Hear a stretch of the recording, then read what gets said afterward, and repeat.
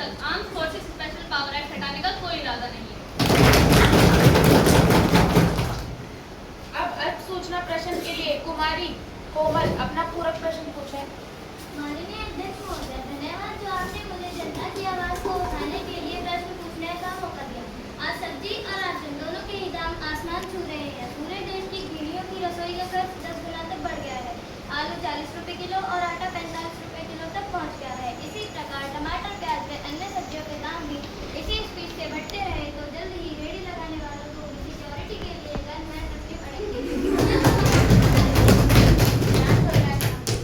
मेरा सवाल यह है कि सरकार बढ़ती महंगाई पर क्या कर रही है?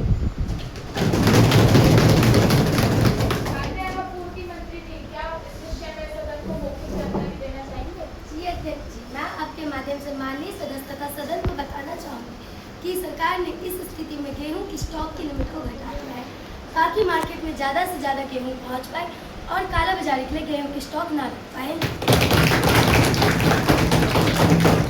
एफसी और वेयर हाउस के गोदामों के माध्यम से निरंतर गेहूं तय दरों में मार्केट में पहुँचाया जा रहा है, जिससे जल्दी आटे की कीमत में कमी आएगी।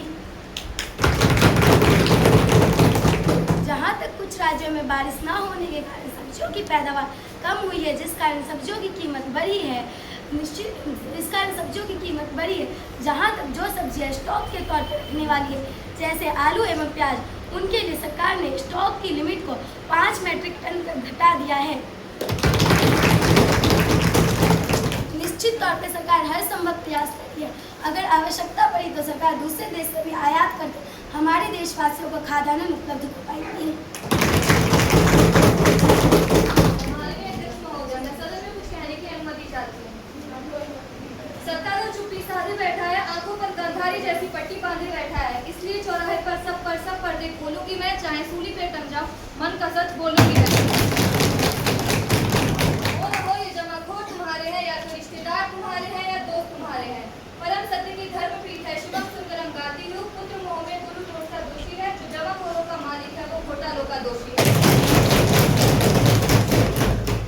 माननीय अध्यक्ष महोदय, अभी 3 दिन पहले में ही हरियाणा की महिला आयोग की उपाध्यक्ष श्रीमती सोनिया अग्रवाल का नाम रिश्वत लेने के मामले में सामने आया है, लेकिन सरकार इस पर कोई कार्यवाही नहीं कर रही है और सरकार विपक्ष के नेताओं को ईडी और सीबीआई से झूठे केसों में फंसा रही है। आखिरकार सत्ता पक्ष के सहयोगी दलों के ऊपर सरकार कोई कार्यवाही क्यों नहीं कर रही है? इसका स्ट्रिक्ट आंसर चाहिए विपक्ष के नेताओं को।